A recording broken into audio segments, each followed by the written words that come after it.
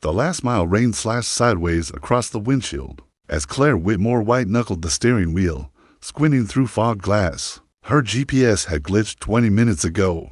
Cell service gone. The highway signs had vanished into the storm's throat. She was alone, truly alone, on a two-lane blacktop swallowed by pines and darkness.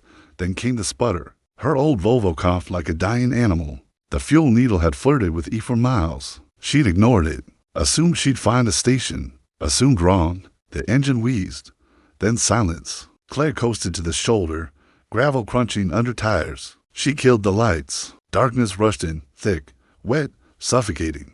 Rain drummed the roof like impatient fingers. She fumbled for her phone. 3% battery. No signal. Of course. She pulled her coat tight, stepped out. Wind howled. Trees bent like tortured souls.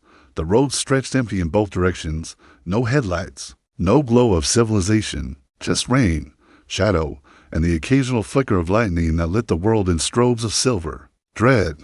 Claire popped the trunk, grabbed her emergency kit.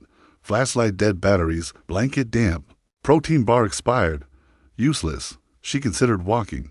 But where? And in this? She'd vanish into the woods before sunrise. She sat on the bumper, shivering, listening to the storm scream.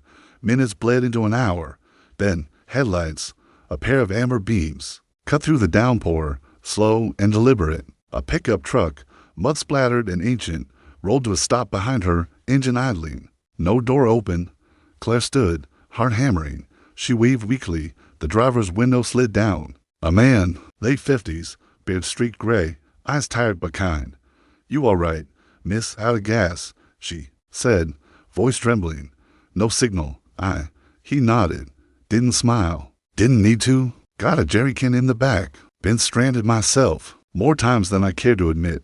He climbed out slowly, joints creaking. Rain soaked his flannel instantly. He fetched a red plastic can, sloshing with gasoline, and without ceremony, began pouring it into her tank. Claire hovered nearby, unsure. "I don't have cash. Forget it," he muttered. "Just get home safe." She watched him work. His hands were rough, scarred, one finger missing. A veteran, a drifter, didn't matter.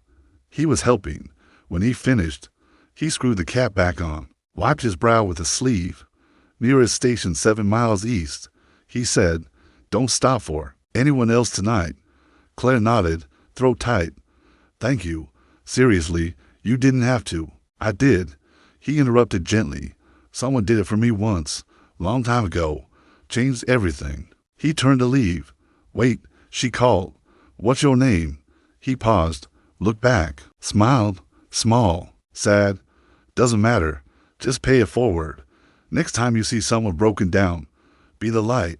He climbed into his truck, started the engine, didn't wait for thanks. As his taillights faded into the storm, Claire slid behind the wheel, turned the key. The engine roared to life, strong, steady, alive. She gripped the wheel, tears mixing with rain on her cheeks. 7 miles later, she passed a gas station, bright, warm, crowded. She filled her tank, bought coffee, paid for the stranger's gas, prepaid, anonymous. Left a note taped to the pump for the man in the old pickup.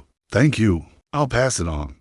Back on the road, Claire drove slower now. Watched for brake lights, for hoods up, for lost souls in the dark. Because sometimes salvation doesn't come with sirens or spotlights. Sometimes it comes in a rusty truck with a quiet man who remembers what it's like to be stranded and chooses not to look away.